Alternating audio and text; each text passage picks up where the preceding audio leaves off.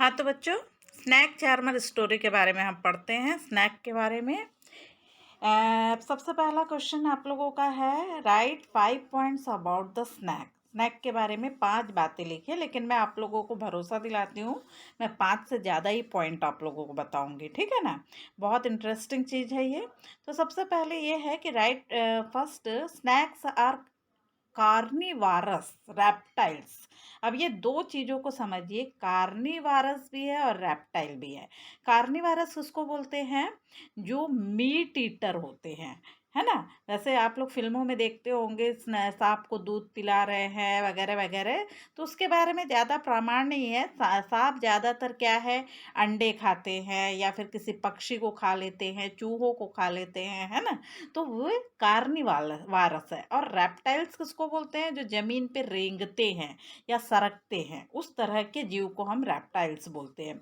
तो ये snacks are carnivorous reptiles, ये सबसे पहले बात हो गई। फिर सेकंड पॉइंट क्या है, almost all the snacks have scales on their skin. आप लोगों ने क्लास 4 में पढ़ा था कि हमारे शरीर में हेयर होता है और स्नैक्स के शरीर में स्केल्स होते हैं, है ना। विशेष तरह की उनकी चमड़ी होती है, ये तो आप लोग जानते हैं। तो यहाँ पर स्नैक को आप लोगों ने अपने जीवन में ज़रूर देखा होगा, या कहीं पे जू वगैरह में गए होंगे तो वहाँ पर आप लोगों ने ज़रूर देखा होगा स्नैक्स को, और देखकर डरे भी होंगे, है ना। या फिर आप लोगों को एक कौतूहल तो ज़रूर होता है सांपों की दुनिया को देखने में। तो चलिए हम इसके बारे में और आगे देखते हैं। फिर यहाँ तीसरा पॉइंट में हम आ रहे हैं, snacks do not have external ear. आप लोगों ने स्नैक चार्मर को देखा होगा, वो उसके सामने बीन बजाते रहते हैं और स्नैक उसको देख देख के, बीन को देख देख कर मतलब ऐसे उस पर प्रहार करने का प्रयास करते रहते हैं ना। तो लोग बड़े खुश होते हैं कि किस तरह से वो डांस कर रहा है, स्नैक डांस कर रहा है। परंतु रियल बात यह है कि उनके पास एक्सटर्नल ईयर नहीं होता, दूसरा उनका ईयर ड्रम भी नहीं होता, ठीक है। But they can hear the vibration of the sound. परंतु जब जमीन पे वो रेंगते हैं, स्लिथिंग करते हैं, तो फिर वो वाइब्रेशन जरूर उसका महसूस कर सकते हैं, कंपन जो कहते हैं, है ना। और फिर snacks can be poisonous and non poisonous, दोनों तरह के स्नैक्स होते हैं। आप लोगों को हर तरह के स्नैक्स से डरने की ज़रूरत नहीं है, ठीक है। वो पॉइजनस जो जहरीले स्नैक होते हैं उनकी प्रॉपर्टी अलग होती है, और नॉन पॉइजनस अलग तरीके के होते हैं।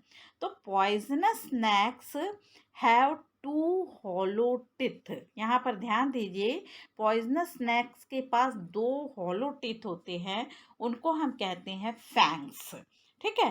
व्हेन इट बाइट्स, जब वो किसी को काटता है तो the poison enters the person's body through the fangs. उस फैंग्स के थ्रू पॉइजन जो है, जैसे उसने स्नैक ने किसी जानवर को, इंसान को काटा, तो उस फैंग्स के थ्रू पॉइजन उसके शरीर में एंटर कर जाता है। तो यहाँ पर फैंग्स किस तरह का होता है, देखिए उसके अपर जा में फैंग्स होते हैं। ये दो टिथ आपको दिखाई दे रही है ना, ये हॉलो होती है, मतलब खोखली होती है, और ये वैनम ग्लैंड से जुड़ी रहती है। और वैनम, जैसे ही वो किसी को काटा तो वैनम जो है, मतलब जहर जो है, इस फैंग्स के थ्रू उस पर्सन की बॉडी में एंटर कर जाता है, ठीक है।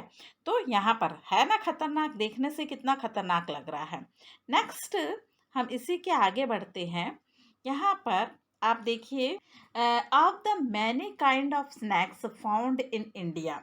सबसे बड़ी बात है कि हम इंडिया में हम देख रहे हैं कि बहुत तरह के स्नैक्स दिखाई दे रहे हैं। तो यहाँ कई लोगों को के पास स्नैक की कोई ना कोई कहानियाँ तो ज़रूर होती होगी। तो लेकिन सबसे ज़्यादा सच बात यह है कि केवल 4 तरह के स्नैक होते हैं जो कि पॉइजनस होते हैं। और इसमें से सबसे पहला स्नैक है कोबरा। कोबरा यानी कि जिसको आप क्या कहते हैं, नाग सांप, जिस पर नाग पंचमी भी हिंदू माइथोलॉजी में बनाई जाती है ना, और उसकी पूजा भी की जाती है। तो सबसे पहला सांप हो गया कोबरा, जिसको हम पॉइजनस स्नैक्स की श्रेणी में रखते हैं। फिर है कामन करैत, ठीक है। ये करैत सांप है, ये भी आपका एकदम पॉइजनस स्नैक है और बहुत डेंजरस है। इसी तरीके से रसल वाइपर या दुबोइया, जिसको दिबोइया कहते हैं, ये भी बहुत पॉइजनस है। मतलब ऐसे स्नैक जिसके फैंग्स मिलेंगे वही पॉइजनस होंगे। फिर ये है सा स्कल्ड वाइपर, जिसको हिंदी में कहते हैं अफाई। ये स्नैक भी जो है वो बहुत ज़्यादा डेंजर मतलब पॉइजनस है। इनका पॉइजन बहुत ज़्यादा जहरीला होता है ना। मनुष्य यदि अगर सही समय पर उपचार ना मिले तो मनुष्य की या जानवर की मौत भी हो सकती है। तो फिर से आप पॉइजनस स्नैक को देखिए, कोबरा, कॉमन कॉमन क्रैब, दुबोइया या रसल वाइपर जिसको बोलते हैं, एंड सा स्कल्ड वाइपर। ठीक है, तो इतने स्नैक्स जो होते हैं वो डेंजर पॉइजनस होते हैं। फिर आगे बढ़ते हैं, स्नैक्स कहाँ पे पाए जाते हैं। तो स्नैक्स जो है जंगल में मिल सकते हैं, फॉरेस्ट में मिल सकते हैं, आपके क्या स्टोन्स के बीच में मिल सकते हैं, झाड़ियों के बीच में मिल सकते हैं, हर जगह पाए जा सकते हैं, है ना। भीड़ भाड़ वाली जगहों में पाए जा सकते हैं, कुछ लोगों ने उड़ते हुए भी देखा है स्नैक को। फिर some snakes found in India. अब इंडिया में पाए जाने वाले कुछ स्नैक्स के नाम हैं। तो आपके दादा दादी या फिर जो घर के बड़े बुजुर्ग हैं या जिन लोग गांव में या जंगलों वगैरह में सैर कर चुके हैं, उन लोग तो बहुत सारे स्नैक्स के नाम बता सकते हैं आप लोगों को। तो यहाँ पर हम कुछ स्नैक्स के नाम रख रहे हैं आपके सामने। नाग है, अजगर है, दुबोइया है, सास्कल्ड वाइपर है, करैत है, रेड स्नैक्स है, जिसको धमन सांप बोलते हैं, धामन सांप, और धोदिया सांप है, तो वाटर स्नैक है। तो ये इस तरह के स्नैक के बारे में आपके जो बड़े बुजुर्ग हैं आराम से आपको बता सकते हैं। ठीक है ना। तो इसी तरीके से हम आगे बढ़ते हैं। यहाँ देखिए, एनाकोंडा और पाइथन, इसके बारे में आपको पता है कि ये बहुत ज़्यादा डेंजरस है। लेकिन मज़े की बात क्या है, एनाकोंडा और पाइथन ये दोनों नॉन पॉइजनस स्नैक है। पॉइजन मतलब यदि उनके पास वैनम है या वैनम ग्लैंड है जिससे वो किसी के शरीर में वैनम पहुंचा सके या जहर पहुंचा सके, तब तो हम पॉइजनस बोलेंगे। परंतु उनके पास इस तरह के फैंक्स नहीं होते हैं।